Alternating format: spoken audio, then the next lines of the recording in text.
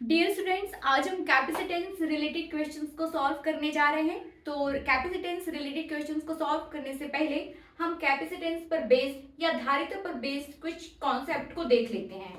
सबसे पहले हम ये देखेंगे कि कैपेसिटर्स को आप कितने तरीके से जोड़ सकते हो, है ना, या फिर उसका संयोजन।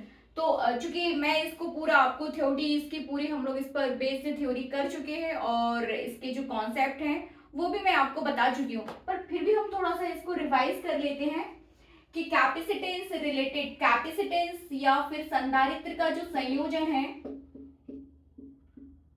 संधारित्र का संयोजन या कॉम्बिनेशन ऑफ कैपेसिटर्स ये दो प्रकार से होता है। पहला हो जाएगा श्रेणी क्रम या सीरीज कॉम्बिनेशन, ठीक है ना। दूसरा हो जाएगा आपके पास समांतर क्रम या पैरेलल कॉम्बिनेशंस। तो सबसे पहले हम श्रेणी क्रम को देखते हैं, किस तरीके से श्रेणी क्रम में संधारित्र एक दूसरे के साथ जुड़े हुए होते हैं। इसमें क्या होता है कि आपके पास यहाँ देखिए एक संधारित्र मतलब प्लेट ए और प्लेट बी मिलकर एक संधारित्र बना रही है। फिर हम आगे देखेंगे दूसरा संधारित्र सी और डी, प्लेट सी और डी मिलकर दूसरा संधारित्र बना रही है।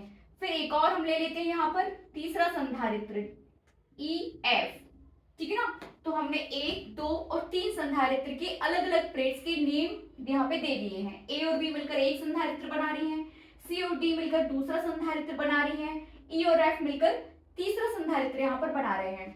हमें क्या करना है, प्लेट ए पर आप चार्ज क्यू दोगे, ठीक है ना। प्लेट ए को आपने किसी बैटरी के थ्रू यहाँ पे जोड़ दिया है और प्लेट एफ को आपने किसी दूसरी बैटरी के साथ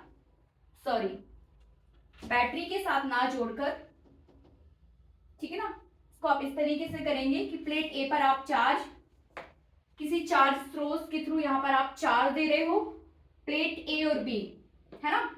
प्लेट ए संधारित्र, इसको आप C1 नाम दे सकते हो इसकी संधारिता को, यहाँ पर C2, इसे C3, ठीक है ना। तो संधारित्र C1 की प्लेट ए का कनेक्शन आपने किसी चार्ज सोर्स से कर दिया है जहां पर आपको जिससे आपको चार्ज मिलेंगे, ठीक है ना। फिर संधारित्र की प्लेट बी का कनेक्शन आप संधारित्र C2 की प्लेट सी से कर दोगे, एक की लास्ट तो दूसरे की पहली, फिर इसकी लास्ट तो दूसरे की पहली, इस तरीके से आप इन्हें सीरीज में लेके आ रहे हो और इसकी लास्ट का आप कनेक्शन कर दोगे, इसका आप कर दोगे क्या, अर्थिंग।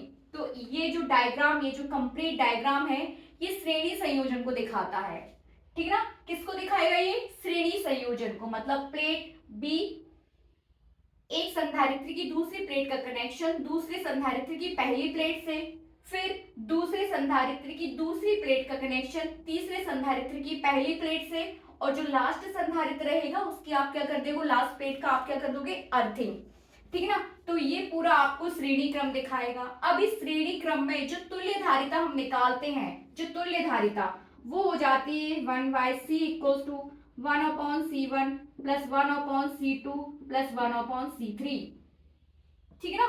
क्या हो जाएगी, 1/c equals to 1/c1 plus 1/c2 plus 1/c3। अब हम आगे देखते हैं यहाँ पर समांतर क्रम संयोजन। एक संधारित्र आपके पास ये है, प्लेट ए और बी मिलकर एक संधारित्र बना रहे हैं। फिर समांतर क्रम में, मतलब अभी आपने A B C D E F को श्रेणी क्रम में जोड़ा था, अब उसी A B C D E F को आपको किसमें जोड़ना है, समांतर क्रम में। तो ए बी पहला संधारित्र, सी डी यहाँ पर दूसरा संधारित्र हो जाएगा और ई एफ यहाँ पर तीसरा संधारित्र हो जाएगा, ठीक है ना। हम क्या करेंगे, इसकी फर्स्ट प्लेट का कनेक्शन चार्ज सोर्स से जहां पर आप इसको चार्ज दोगे, ठीक है ना, और यहाँ की दूसरी प्लेट का कनेक्शन आप किससे कर दोगे, किसी दूसरे पॉइंट से, ठीक है ना। इस तरीके से आप यहाँ पर, ये पहला डायग्राम आपको श्रेणी क्रम दिखाएगा और दूसरा डायग्राम आपको क्या दिखाएगा, समांतर क्रम। समांतर क्रम में यदि इसकी धारिता C1, दूसरे संधारित्र की धारिता C2 और तीसरे संधारित्र की धारिता C3 है, तो यहाँ पर जो टोटल धारिता हो जाती है वो C इक्वल्स टू हो जाती है C1 plus C2 plus C3। इसे हमें याद करके रखना है। जब हम न्यूमेरिकल क्वेश्चन सॉल्व करेंगे तो जब श्रेणी क्रम में जुड़े हुए होंगे संधारित्र तो आप इस कॉन्सेप्ट का यूज करेंगे, और जब समांतर क्रम में संधारित्र जुड़े होंगे तब हम इस कॉन्सेप्ट का C=C1 + C2 + C3 इस कॉन्सेप्ट का यूज करेंगे। ठीक है, तो इसे हमें याद करके चलना है। एक कॉन्सेप्ट हमारा ये हुआ। दूसरा कॉन्सेप्ट क्या लेके चलेंगे कि जब श्रेणी क्रम में संधारित्र जुड़े हुए होते हैं तब पूरे ये जो कंप्लीट मिलकर तीनों संधारित्र मिलकर एक डिवाइस बनाएंगे, एक संधारित्र बनाएंगे, तो उसका जो वोल्टेज रहेगा या उस पर जो चार्ज रहेगा वो अलग अलग, वो पूरे चार्ज पर, ठीक है ना, पूरे डिवाइस पर क्यू ही रहेगा। और यहाँ पर यदि आप इसके चार्ज की बात करें तो Q1 Q2 Q3, ठीक है ना, यहाँ पर चार्ज जो है वो अलग अलग संधारित्र पर वितरित हो जाता है, जबकि यहाँ इस कॉन्सेप्ट में जो टोटल चार्ज या जो चार्ज होता है वो वही चार्ज रहता है। यहाँ पर भी Q, यहाँ पर भी Q, यहाँ पर भी Q, तो टोटल चार्ज यहाँ पर Q ही रहता है, जबकि यहाँ पर क्या हो जाता है Q, टोटल चार्ज जो होता है Q = Q1 + Q2 + Q3, ठीक है ना, या डैश डैश डैश, यदि और भी संधारित्र उस पर ऐड है तो हम उसके चार्ज को भी ले लेंगे, ठीक है ना।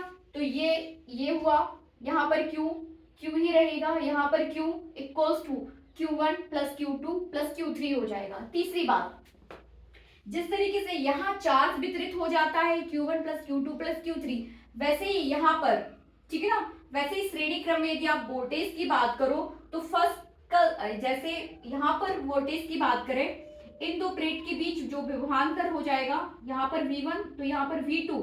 अब ये जो प्लेट है इसके साथ ऐड है, ठीक है ना, तो यहाँ पर विभवांतर हो जाएगा V2 ही, और यहाँ पर कितना हो जाएगा V3। अब ये प्लेट इसके साथ ऐड है, ठीक है ना, जुड़ी हुई है, तो यदि यहाँ वोल्टेज V3 है तो इस वाली प्लेट पर वोल्टेज कितना हो जाएगा V3 ही, ठीक है ना। अब यदि यहाँ पर V3 है तो इस वाले प्लेट पर वोल्टेज कितना हो जाएगा V4। तो इस डिवाइस का यहाँ से first point two last point के बीच यदि हम वोल्टेज की बात करें तो V = हो जाएगा V1 - V4। It means first plate पर वोल्टेज माइनस लास्ट प्लेट पर वोल्टेज, ठीक है ना। ये कॉन्सेप्ट भी हमें यहाँ पर याद करके चलना है कि V = हो जाएगा V1 - V4।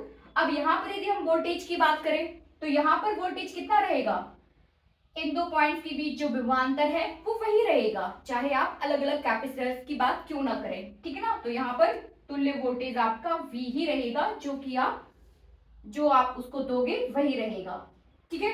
तो फिर से रिवाइज करिए, 1/C = 1/C1 + 1/C2 + 1/C3 for श्रेणी क्रम या सीरीज कॉम्बिनेशंस। यहाँ पर हो जाएगा C = C1 + C2 + C3। यहाँ पर चार्ज वही रहेगा, जो फर्स्ट प्लेट को दोगे वही चार्ज आपका वितरित होते रहेगा, ठीक है ना, वही रहेगा।